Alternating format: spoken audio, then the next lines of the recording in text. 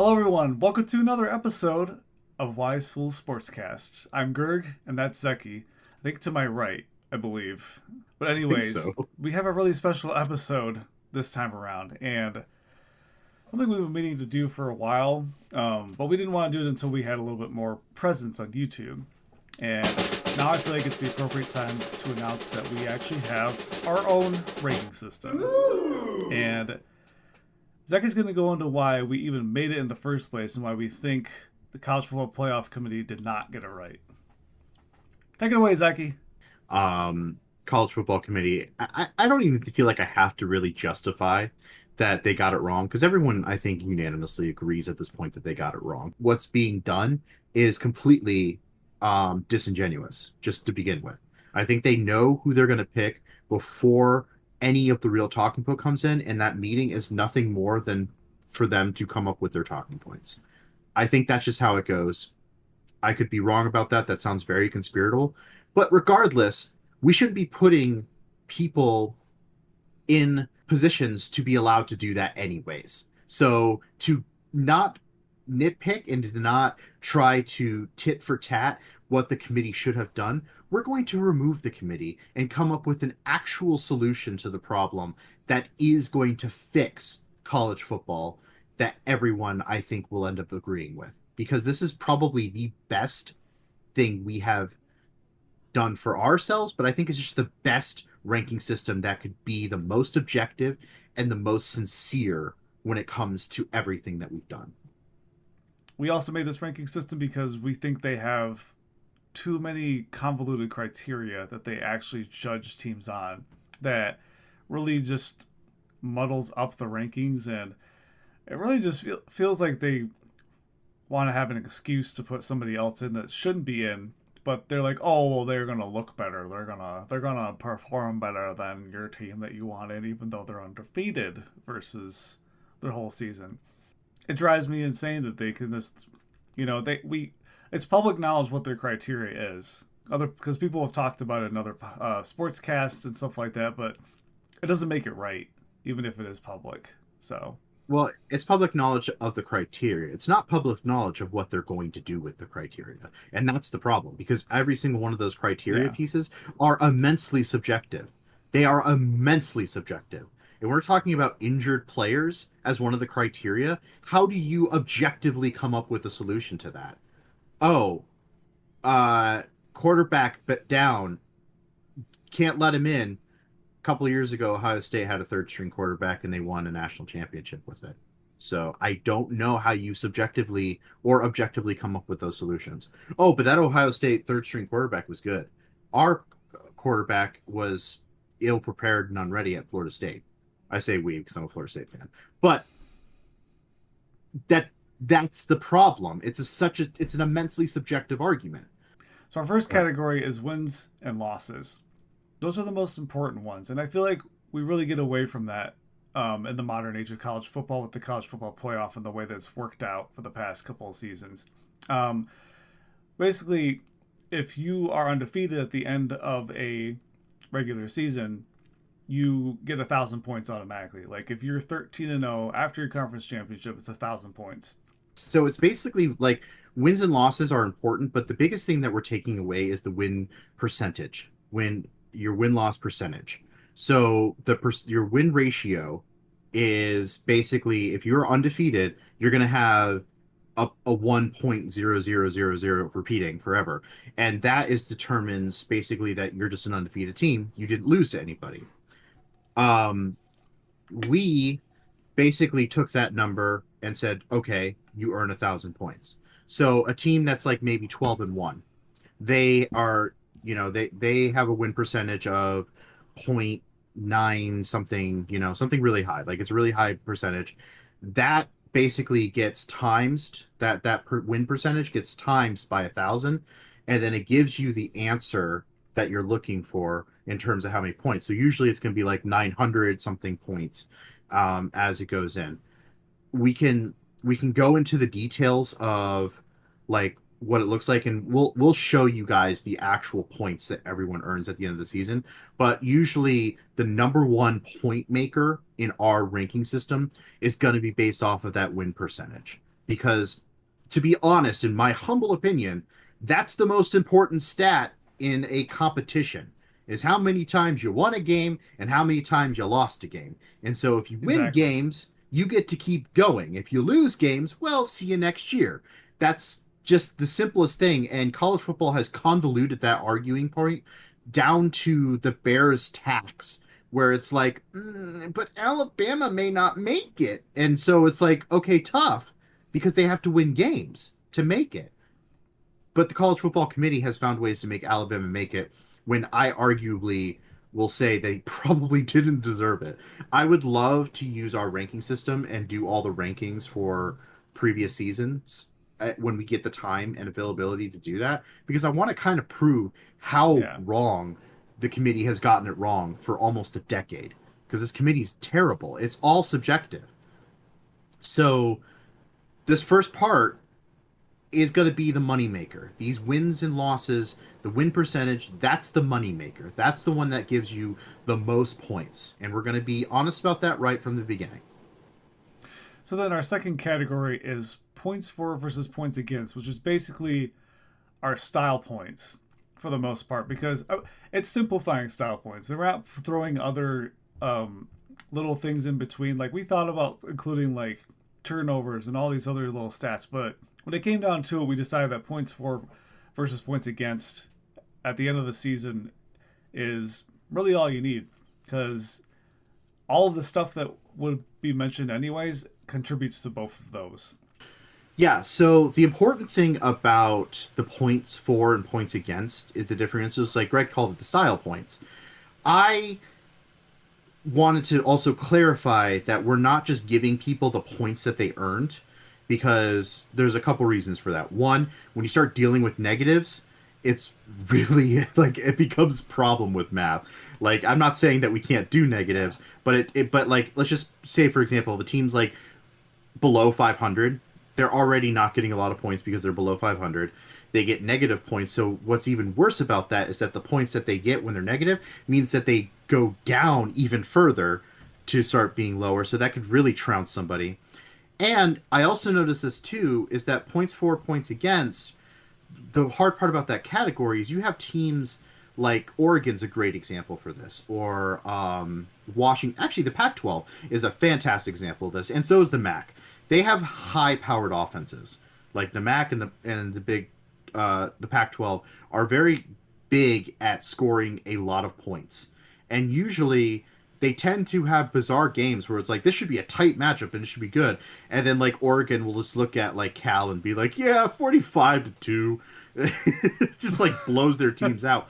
So like if we do those, a lot of times you'll see Oregon like lose really really tight close games, but then have astronomically high like games where they blow teams out of proportion, and so they get like a ton of points. And so if we give them that flat amount of points, it can really just drastically change a team's performance and kind of sneak them up to a higher ranking than they probably don't really deserve, in my humble opinion. So to make it the most fair, what we did was if you are the top team in the nation, we gave you 133 teams or 133 points because there's 133 teams. So if you're number 133, you get 1 point. And that's how the points for and points against differential works in this section, which helps us like really clean up everything, because now we know in this category the best team will only get 133 points, and it also will not supersede necessarily the point different or the wins and losses, which we want to make very clear is the most important part of this. So we have a tier system already starting to be fleshed out as you can see this going into place.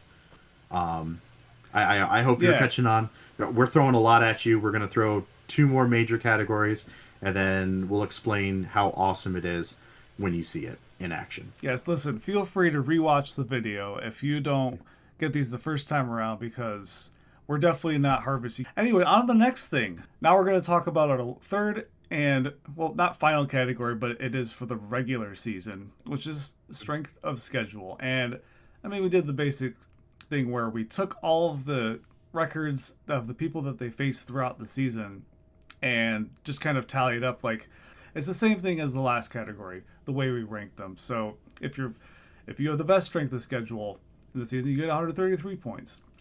So that's just a nice little boost to people who really decided to go out and schedule tough opponents.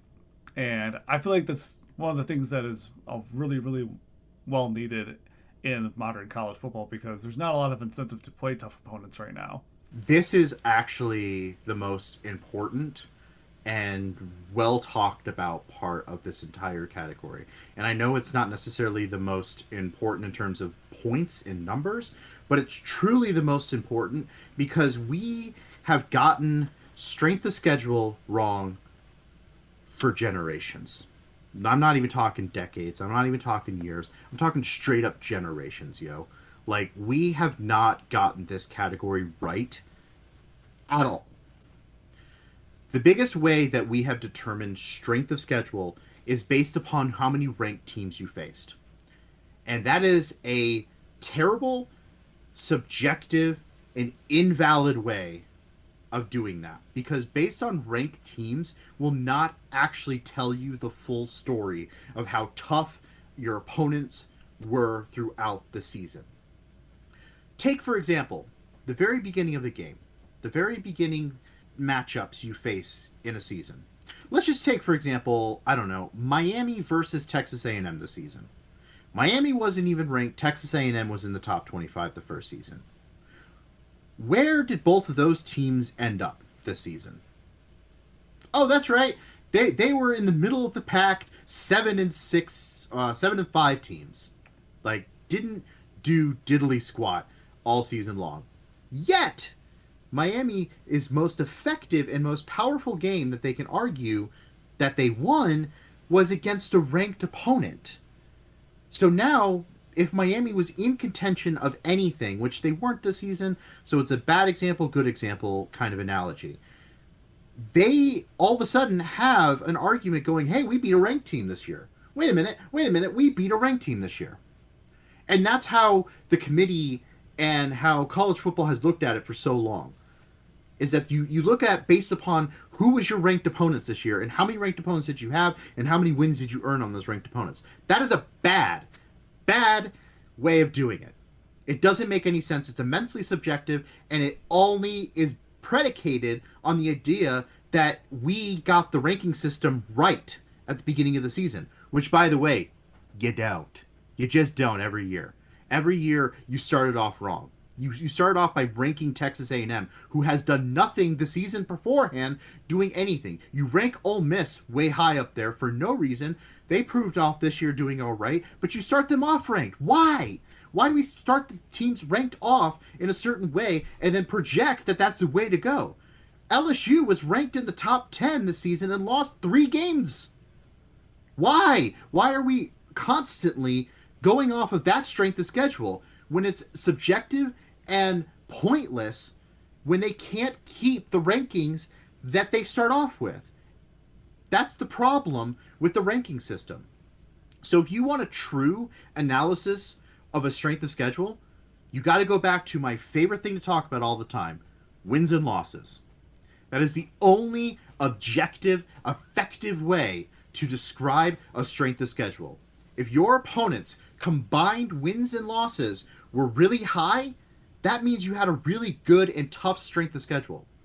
If your teams that you faced were all mediocre, middle of the ballpark, you didn't have a strong strength of schedule, which is a big reason why I'm not upset that Liberty didn't make it to the Final Four. Liberty sucked when it came to strength of schedule. They faced nobody, and that makes a lot of sense.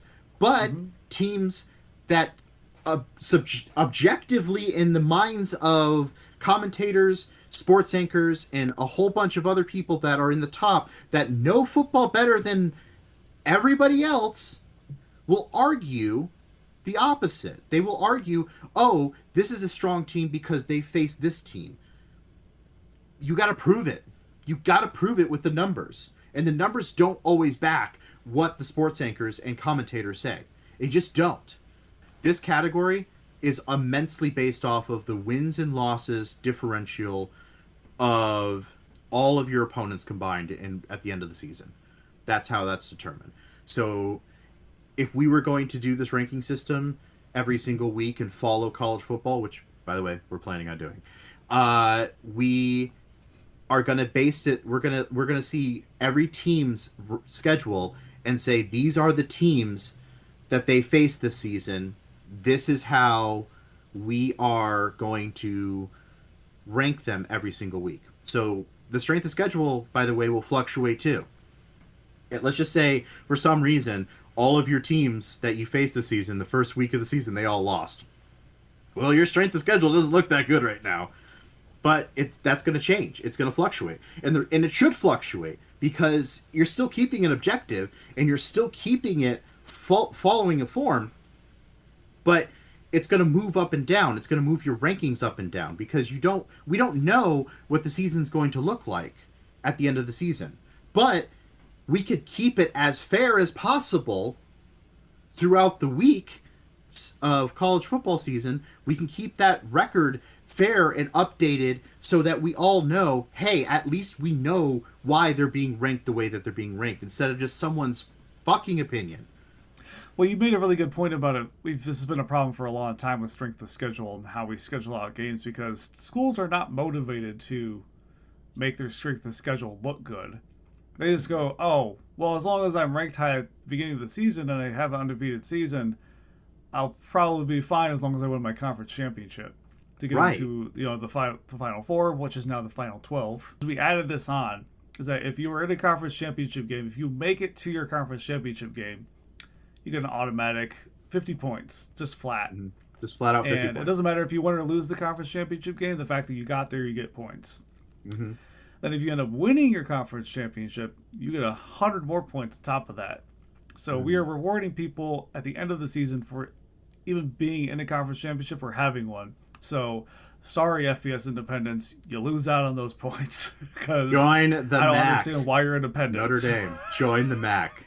Oh no! Do it again. Join the MAC, Notre Dame. Join a conference. Just join a conference. I'm telling you, if people start realizing that we know what we're talking about and that this is a really good idea, you're gonna get in a lot of trouble not being part of a freaking conference. I'm just gonna tell you that right there, real pal. Join a conference. Seriously, like it's ridiculous that we have independence in a league of football. Like it's almost like if the Patriots decide, you know what, we're too good. We don't belong in any division. Screw that. Like, it's kind of like how I would feel. Like, it'd just be like, there's nothing justifying. In fact, in New England, you've been doing pretty bad lately. No, we got 6 Super Bowls. Like, we're good. We're just gonna just do our own thing, and you guys face us. We don't face you, you face us. Like, it's stupid. It's an honor to face us over here. And then, like, but then now that conferences are getting rid of divisions and, like, the best 2 teams make it, absolutely this makes sense now. Now it makes 100% sense. And it should be done this way because conferences, if you make it to a conference championship games, what is the number one thing that shows? When you make it to your conference championship game, if you are the best 2 teams in your conference, what does that show? You win games. You win games. So you should be rewarded for winning your games instead of trying to sneak into games like Alabama has done for many, many seasons. Like, I don't want to crap all over Alabama. I love Alabama for what they are. But, like, it is frustrating that your team has been glorified in so many ways. Like, even this year, if you look at the numbers, Alabama, man, like, you snuck past the greatest team in the league, Georgia, to make it to this championship game. And that doesn't make any sense based on the numbers of the committee. What they said based on that. Now, in our ranking system, that makes a lot of sense. Because, again, we're objective. And we could be like, Georgia, you lost in your conference championship game. That means you lost the potential for 100 points, which jumped Alabama right above you. Because you guys have the same record. That makes sense. And that's what you're going to see in our ranking system as you go into this. But that doesn't necessarily mean that if you look at it at the subjective ridiculous way that the committee has done it and how NCAA has just allowed it to be, that it makes any sense that Georgia should have been kicked out of the Final Four. It makes no sense how Florida State should have been kicked out of the Final Four. You put in Texas and Alabama because reasons. Like, it just doesn't make any sense. So this right here solidifies that, first of all, conferences are going to matter if you follow our system. And not only that, you have to win your games. And that is all I'm trying to do with this ranking system. There is no better ranking system than this. There's just not. I'm going to be that bold. I'm going to be that in your face about it. There's nothing better than what, we at WiseFools created, because it's immensely objective. And you could challenge us on that too if you want. Obviously, yeah. We're just two guys here giving our opinions, and this whole ranking system is our opinion too. But it took us forever to figure out how to get this to work properly so that it made sense for every team, not just the top teams, the lower teams. We're not being biased towards either one. We're just trying to make sure that people who win games and do well and schedule out tough opponents and win against them, we're giving them the ultimate rewards that they deserve. Right. So. And on top of that as well, we are directing this towards like focusing where the actual talking points matter. Turnovers, interceptions, fumbles are big game changers. But you know where those stats matter? They matter for player rewards. They matter for in-game moments. The game itself is when the interception matters. The thing that happened in the game, that's when it matters. But a lot of those stats and those talking points, how on earth can we systematically explain how many yards a team is going to make, like, just regularly, when so many games in the season are so sporadic? Because every opponent you face is so different. That's what's so fun about college football. When you face a team, that team's going to be ready. You cannot, on paper, explain to me how South Florida almost beat Alabama this year. You can't. Because all of the numbers and all of the facts before that game would have said that Alabama should have won like 35-7. Like, that's what the numbers were showed. They won 21-6, and by the way, those two touchdowns came in like the last 6 minutes of the game. So, like, I don't know what to say. Don't quote me on that exact number, but like, it was such a close game. I was surprised, like, in the third quarter, it was like a 7-6 game. Like, that's insane. Like, it was a close run-up game. You're not going to be able to explain those kind of stats. So I get where people are going to be like, well, you're not talking about yardage, you're not talking about interceptions, you're not talking about turnovers, you're not talking about, injuries, you're not talking about, because none of that matters. None of it matters. The next man up for injuries, that I am so frustrated that Florida State lost their chance to make it to the Final Four because of an injury. That infuriates me more than anything else that we could talk about. Jordan Travis was not the only player on that team. In fact, if we really want to double down, the current combine has 9 Florida State Seminoles going to the combine. 9. That's a lot. That's 9 invites to the combine. Are you kidding me? Like, are you telling me that Jordan Travis really was the only player on that team? Is that your argument? Oh, he was the only one that mattered to the committee, which, as many other people have said that I've listened to in podcasts, sportscasts, you name it, they are all tired of this failed experiment that's called the College Football Playoff Committee. Because that's what it was. It was an experiment to see if it could work better than the BCS ever did. And while we may have had better options with the 4-team college football playoff versus just having 2 people compete for it with the BCS era, it's not any better. And you exacerbated some really weird issues that weren't even there before, because you went entirely away from exact numbers in the computer system and went with people's guts in a room full of administration and from schools that entirely benefit from how these football teams do. They're not only their salaries, but like their budgets that they work with as well. You really think they're going to be remain unbiased? Yeah. And then on top of that as well, we didn't have a such thing as a lower five, a power five talking point until the BCS disappeared. That's when it became a talking point. Oh, the power five conferences.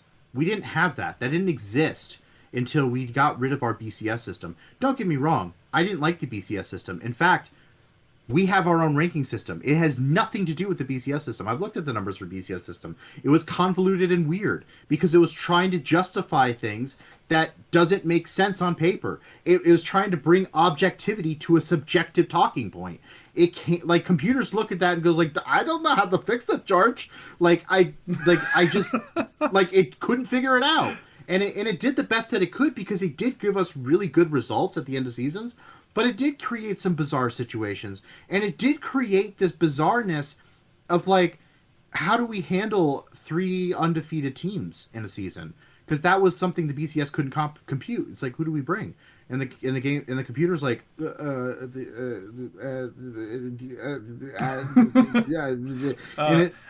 so then it goes down like a list of 1,000 different criteria and goes, oh yeah, that one.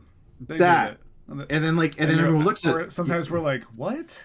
And then everyone looks at it and it's like, okay, yeah, I guess. But, like, that was the problem with it. This is going to be so transparent. When you see the points come in from preseason on to the conference championship game, you're going to know exactly where your team sits. And you're not going to be able to get mad about it. You're just not. And that's the biggest reason why this ranking system's the best. You cannot get mad at the numbers when they're blatantly in your face. Alabama, You hated that bad ref call. Maybe you shouldn't have been so close against Auburn team that was 5-6 at the middle of the season, Or hey, Texas, that really sucks. But maybe you should have fought better against Kansas. Like, maybe you should have done something to help yourself get to the point you are. And you're going to have close games. And you're going to have scary moments. But at the end of the day, those are in-game issues. Outside the game, if you have the W, you have the W. And that's all that matters. In order to wrap this up a little bit, because we don't want to go too long on our ranking system, we could talk about it literally all day and connect it to 5 billion different things, because we always like to do that on this show. We also will be talking about this nonstop now. Once this video comes out, oh yeah, we're going to be doing nothing but talking about this. Everything to this for sure. From now on, all of our talking points are going to come to this objective fact. Because that was the one thing I just wanted. I know you're trying to rush me, but I just want to make this very clear. You're fine. I know our first few videos, we complained a lot. We did a lot of complaining. Now, this is our facts. And from this point moving forward, we're not going to do too much on complaining. We're going to focus on what we need to talk about and why our ranking system's the best and why we should adopt it and why college football should change because of it. We have a lot more videos when it comes to that. The last thing we're going to do is show you the differences between our WiseFools rankings and the college football playoffs rankings at the end of the regular season, which we also include the conference championships with that, as we explained earlier with the way our numbers work. So the biggest differences are things that we've already touched on. So Florida State makes it in instead of Alabama. And Alabama is just on the outside looking in. So here's the way the top 25 runs down. Is Michigan's 1, Washington's 2, Florida State, Texas, and Alabama. That wraps up the top 5 right there. And obviously it's different from what you guys watched in the college football playoff. So I don't really need to explain that too much. And then we have a very surprising team if you go off of the college football playoffs rankings, which is Liberty at number 6. And like Zeki said earlier, Liberty, even though they were undefeated, and we prioritize wins over everything else. They had a crappy strength of schedule. They faced nobody the entire season. So sorry, Liberty, you just didn't have anything to show for that, and so the points worked against you in that way. a lot of people are going to probably get super pissed off that Liberty is ahead of Georgia, especially after the showing that they did against Oregon. Again, this is Yeah. objective. This is immensely objective. And the reason why that matters is because we have a messed up system right now. And even with our ranking system, it's going to be weird. It's going to be crazy weird because Liberty didn't face anybody. They didn't face anybody hard. And that put them up where they probably didn't deserve. And getting a smackdown from Oregon really described that. But I would much rather have this than what we have now, where it's completely made up in factual. For example, we are so fixated about the Power Five, and we're not even about the Power Five anymore because when you could snub Florida State the way you did and basically just shit all over the ACC, there's no more Power Five talk anymore. We got rid of that this year. They decided to make that. They decided to even double down and go, well, it's either North or South, Big Ten or SEC. Anything else is a bust, and I don't want to talk about it. Like that's where we're at now, and that's where it goes. And you can see it. You can see it right here, the way they have it on their ranking system. Big Ten, Pac-12, Washington. Oh, I'm just kidding. It's Big Ten. Big 12, Texas. No. That's SEC. Alabama, SEC. Georgia, SEC. Big Ten, SEC. Big Ten, SEC. Big Ten, SEC. I don't know where Arizona's going. And then Big 12. And then I'm not talking about Florida State because Florida State's in the 5th here. But then before we get to our next conference, that's not Big Ten and SEC, we have ACC in 15th. This is what they want. This is what makes them happy. This is what makes them satisfied with their ranking system, and that is garbage.